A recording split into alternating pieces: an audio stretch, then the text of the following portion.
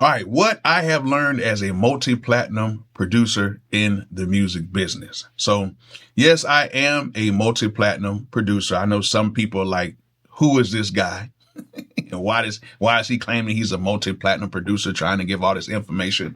Well, my name is Bolo, and I produced a few big records, and I had some involvement with some records that I did not even get credit for because why? I did not have a lawyer. And I didn't have anybody to fight for me.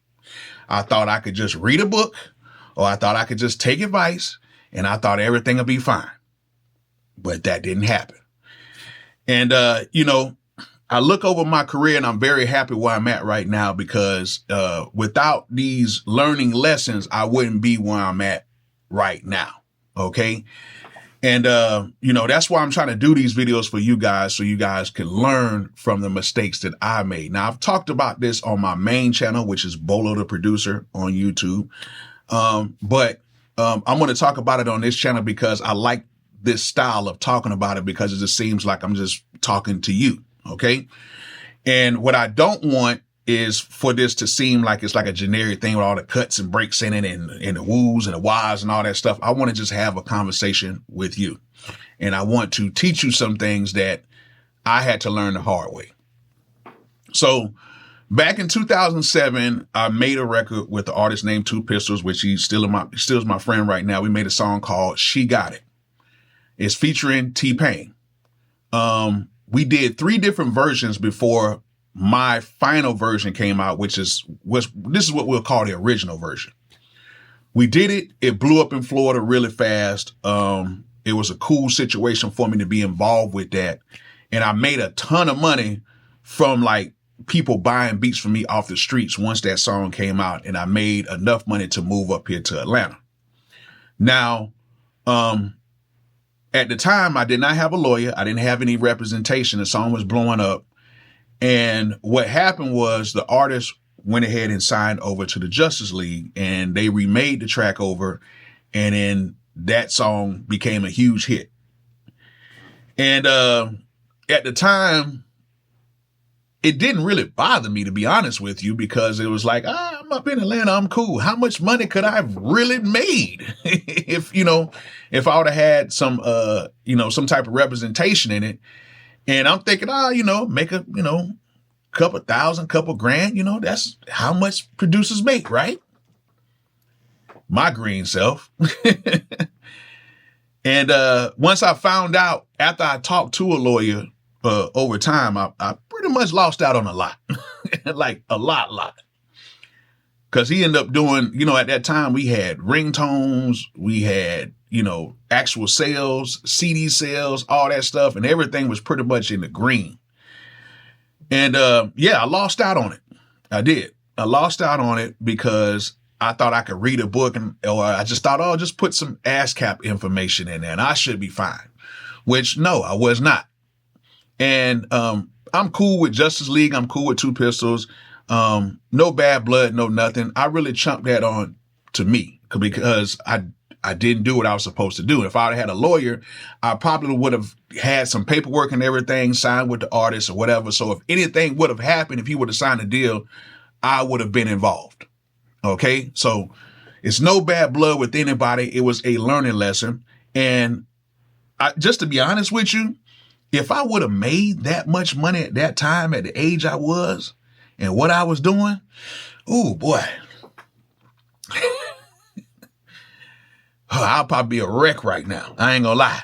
You know what I'm saying? I had a little bit of bread at then and I knew what I did then. But boy, if I would have had that type of money back then in my 20s, come on, man. It would have been crazy. So I think it kind of saved me in a sense. Because I probably would have made some different moves. I probably would have signed like a full publishing deal and all that stuff.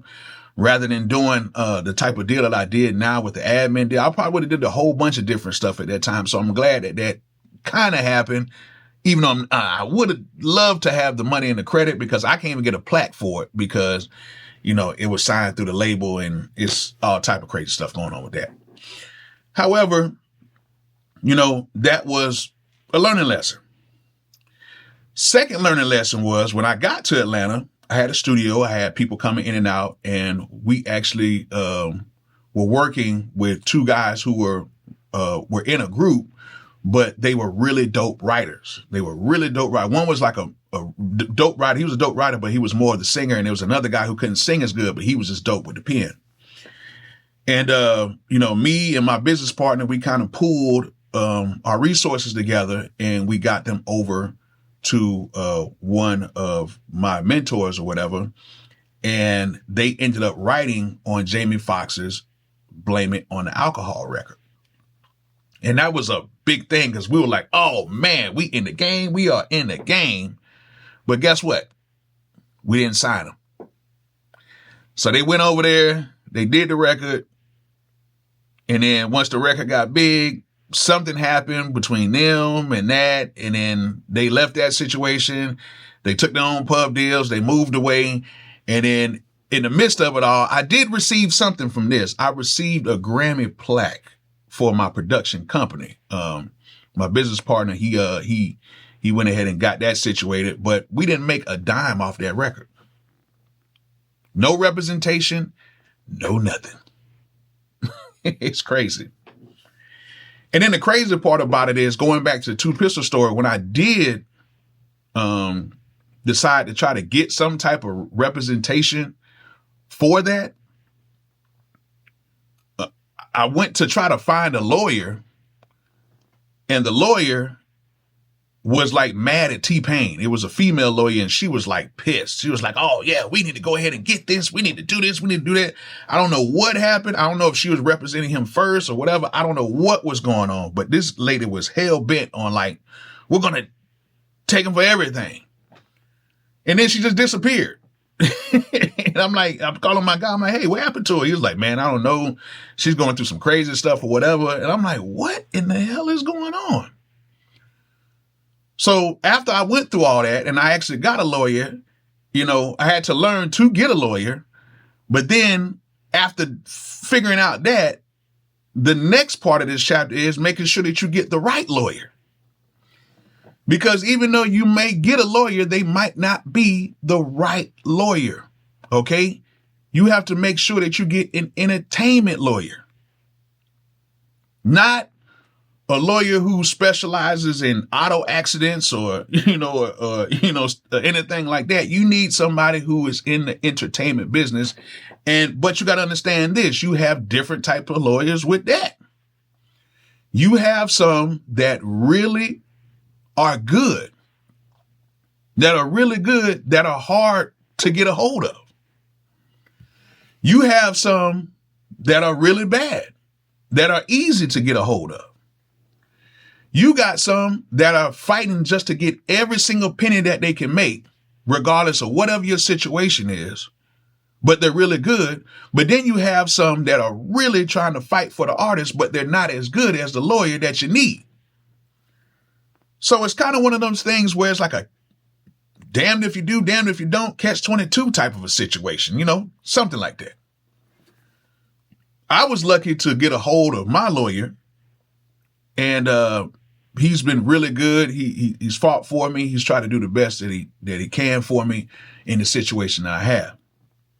And what I try to stress to people is, don't just go with the first lawyer that you try to contact. Okay. Try to fill out who these lawyers are. Try to find artists who were represented. Try to find people in the music business. Talk to them and, hey, have you heard about such and such? How's their business? Can they read contracts? Can they get the deal done? If this is going on, who would be the best for this? Because at the end of the day, there is a lot of entertainment lawyers, but you want to have a seasoned vet if you have a really, really, really big situation coming about. Like me, I needed a seasoned vet, and I needed somebody who was not tied in to any record companies like that. That's another thing you got to worry about, because there are some lawyers that are tied into certain record companies, and they will try to sway you to sign with certain companies, knowing that they're going to get an even bigger kickback from that. Because usually with these situations, once you have like a big deal or something like that, the record companies will take care of your lawyers for you just to go ahead and sign these agreements and to get everything done. And that's how a lot of musicians kind of get messed up in certain situations because it's like, well, I had a lawyer, but why would my lawyer let this slide through the cracks? Why would this happen? So I always say is try to find lawyers who have represented a lot of artists and they have a good rapport with a lot of people. Like I can say right here in the Atlanta area, like my lawyer and probably about 5 other lawyers always talked about in Atlanta. I'm not going to give you my lawyer's name because I know y'all going to be calling and trying to figure out. Y'all can try to figure out your own. I've actually posted him on my other channel. But you want to try to find somebody who's dope and somebody who people are actually talking about. Okay. And then what you want to do is have the type of conversations with people and say, okay, what are they good at? Like my lawyer is good at litigation. My lawyer is good at getting the money and getting things resolved very quickly. Like he gets money that is out there that is owed to you and he can get it. That's what he's known for. So a lot of high-end clients deal with him for that type of situation. Then you have other lawyers that are really good at like breaking down contracts. Like my lawyer is good at that. Like he goes through his contracts. He thinks it's exciting to go through contracts and like read line by line and break things down and, add the little red pen and move this and then, make changes to the contracts and all that stuff. It's crazy. Making addendums to the contract so they can change it, then re-sign it. He's good at that. And there's a lot of good lawyers that do that as well, but that's what you need. You don't want to go into none of these situations butt naked. Okay? Because what will happen is a lot of times these big record companies will try to send their A&Rs or their point people to say, hey, what's good? Such and such. Hey, man, I heard the song was big. Hey, I'm such and such. I don't work directly with the label. I'm this, that, whatever. I got this lawyer that you might want to check out. He's really good. He represents a whole bunch of people. You might want to check him out. Him or her, whoever. And then next, you'll be represented by a lawyer that is really just trying to get a payday from the labels. Predatorial in a sense. Kind of like that Busby guy, you know what I'm saying? And the whole Diddy case thing and, and the Jay-Z thing. Like, we're just going to find anybody and we're going to try to make any money. You know what I'm saying? But this stuff happens in the music business. So you got to be careful. You got to be careful. Now, in my situation, after the whole Two Pistols thing, I found a pretty decent lawyer who didn't charge me much because, these lawyers do charge an hourly rate. So, you got to pay these people. However, when it comes to like signing deals or getting things done, the label will find a way to take some money out of that artist's budget to pay even your lawyer fees, even if you're just a producer. Now, if you're an artist, of course, that's going to kind of come out of the budget. They're going to take care of the lawyer for you, or you can sign some type of situation where you can have the lawyer on a retainer and it'll work out like that. But usually if you're in a situation where they know that you're going with a record company and, they know that this deal is about to get done, they will just usually work on a retainer and you ain't really got to pay nobody at that point. Okay. You don't have to put any money down. They might either take a percentage or they'll just take a payment after everything is done. Okay. But it's going to come usually from that artist's budget. Okay. Now, my situation, I made my biggest record, which is Silento's Watch Me Whip, Watch Me Nay Nay. With that situation, I already had a lawyer and I'm glad I did because we were dealing with a few things to where we really all didn't know what was really kind of going on because this was the first time where I had not the first time. I had viral records before that, but this is like during the viral peak. So the record was viral. Me and him were both independent. We were just kind of doing it on his own and we had to tie in the pieces. And his lawyer and my lawyer worked together to tie everything in. And I really wanted us to have a company together, but it just didn't work out in a sense because he was a kid at the time. I was an adult. It just wouldn't have worked out, but we made it to where I still got paid like as we were like a company. So I got a piece of his situation.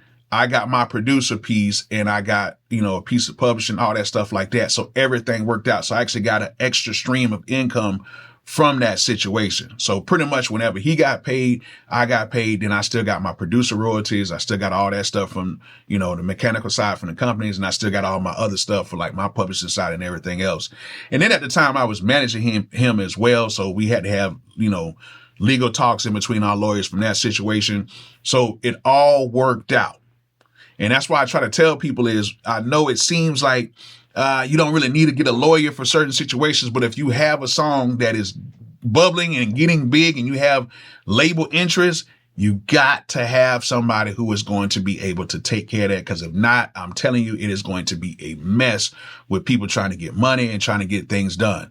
That's why a lot of albums right now, people have not even gotten paid from a lot of these albums because somebody may not have just signed off on one piece of paperwork, or somebody might not have a lawyer, or they went through 2 or 3 different lawyers. And it's a lot of stuff that happens. So that's why I say try to get somebody solid, because if you don't, it can hold up your bread. Okay. And nobody wants their bread being held up in the music industry. Okay. It's not good. Now, from that situation, we did several like features. We did a lot of tour dates, stuff like that. And then from there, I had my peak as like a producer because I ended up writing on a few records for him. We ended up featuring on a few records, and I had another group that broke off. I had the Taylor Girls. They had a song called Still a Man, which that song went gold. The Silento record is over platinum right now, but Capitol has not recertified the numbers and stuff like that yet. Like I got over 4 billion plus streams from all of my records. So I have, and that one has over like 2, almost 3 billion streams. I think it's like 2.5 or something like that billion. So I'm well over diamond status with that record.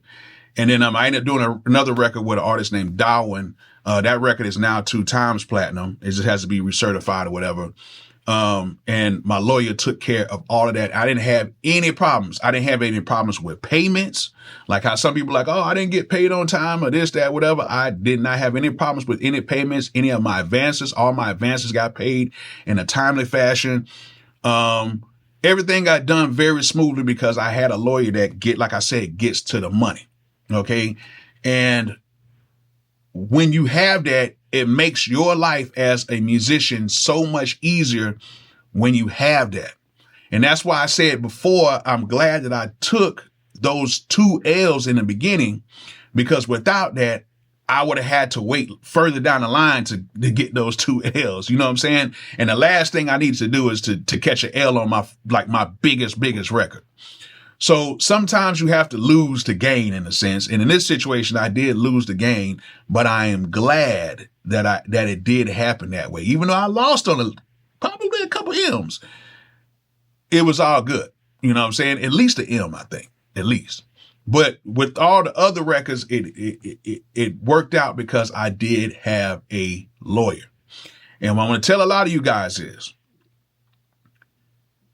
if you have something bubbling, like something for real. Now, if you just have something that, somebody put on a mixtape or whatever, and it's got maybe like 10, 15, 20,000 streams, you can pretty much take care of things on your own to kind of get paid from that. And you don't have to really worry about it because most of this stuff is done from streaming. Okay. People are not really buying physical copies like that, but with the DSPs, when people do have physical copies, there still is a way to where you can find out and get your money from these people. And if they're not paying you, there is ways to take down the whole song or whatever. You can do this on your own. Of course, like I tell people all the time, make sure you guys sign up to like a performance rights agency.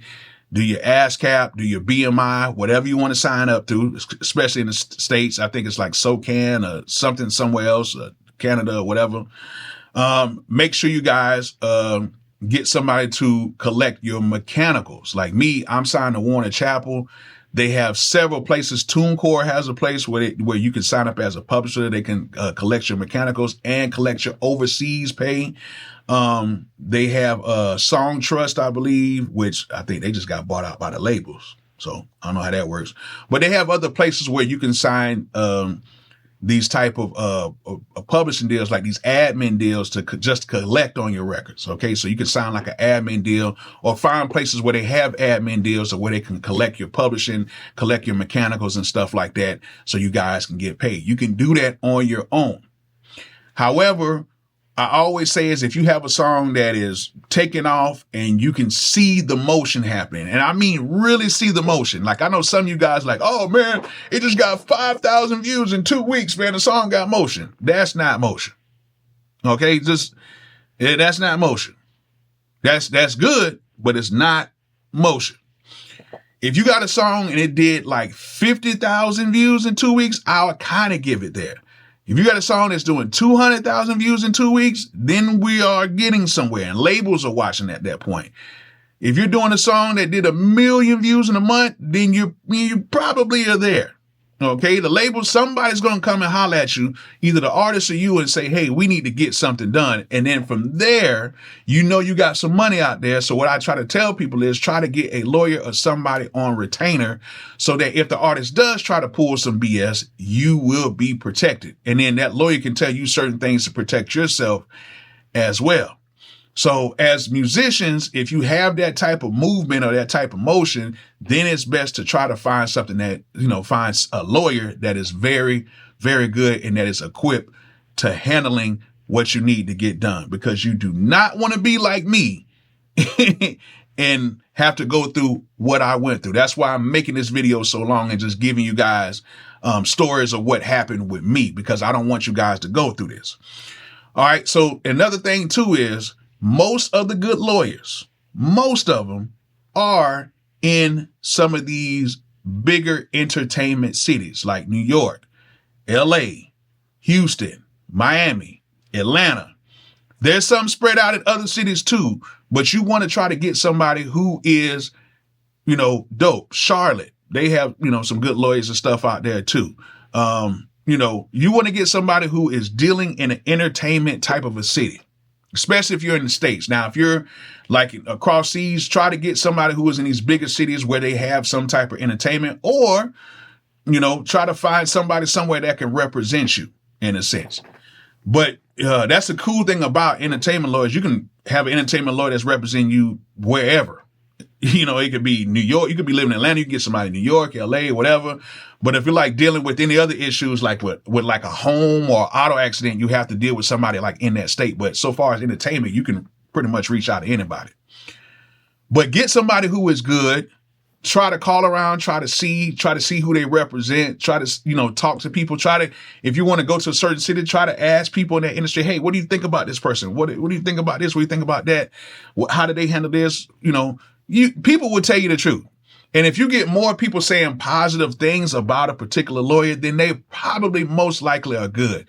But if you get some people, if you get maybe around about 5 or 6 negative reactions, like, hey man, they didn't do nothing right, they didn't do this, they didn't do that, then you might want to do a little bit more research. But at the end of the day, try to get somebody that is in an entertainment type of a city where they deal with this on a daily basis. You don't want somebody who may have done one artist and, they're living in a certain city and they've only done one like major artist in the past 5 years. But they're entertainment attorney, but they've only represented one artist in the past 5 years. That's what you don't want. You want somebody who is representing people. And I know sometimes some people like to have it to where they want all the attention on them. Like most artists and most, musicians want the attention. Like if you call your lawyer, you want your lawyer to pick up at that particular moment. I know everybody wants that, but you got to understand is a lot of these lawyers represent a lot of clients. So they're taking certain calls, they're doing certain things, and it may feel like they're putting you on the back burner. But a lot of times with a lot of musicians, I'm going to say this, when your career is not going as well as it used to do, and you're dealing with the top entertainment attorney who's dealing with several new artists all the time, and a lot of the stuff that you may be coming to this lawyer with may not be of as importance. Like right now, I can call my lawyer. We can talk about everything. We can talk about golf. We can talk about TV. We can talk about everything. But if I don't have anything really for him to talk about so far as entertainment wise, he's going to be like, hey man, I got to handle some business. I'm going to call you back, or we just set up a time just to kind of talk and just see where it's at. Cool. Don't get into these lawyers and get you a good lawyer and run one away either. Because some of y'all are really run some of these lawyers away because y'all are just, they need to be focused on me. I need to get this done. The good lawyers know how to balance a lot of that stuff too. So if you have a lawyer and they feel like they can't balance their load, then you might have an issue. But if you really don't have much going on, it's just going to be honest. And that's just with anybody. They ain't going to really be messing with you like that. You know what I'm saying? Which that's going to be another topic we're going to talk about on the next series. And, a few other things like with finances and everything like that. So I will say this. If you're starting out, song is not that big, you can probably go by a little bit without, getting a lawyer. Make sure you know your splits. Make sure you talk to artists about the splits, stuff like that. Try to get that done if you can. But if the song starts taking off and you had a part in it, or you produced it, or you wrote in it, or you were the artist of the song and the producer's acting crazy or whatever, go ahead, get you a lawyer, put them on retainer if you can, get all that stuff done because it will save you in the future.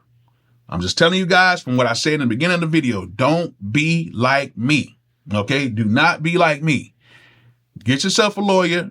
I don't care if they're just giving you some, free, consulting or whatever. If you feel good about them, just kind of stay around them. So when things happen, you will have somebody there ready to go.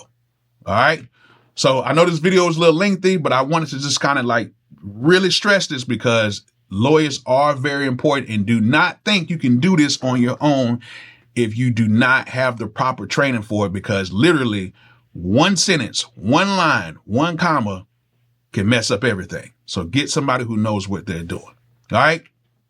Get your lawyer when you need one.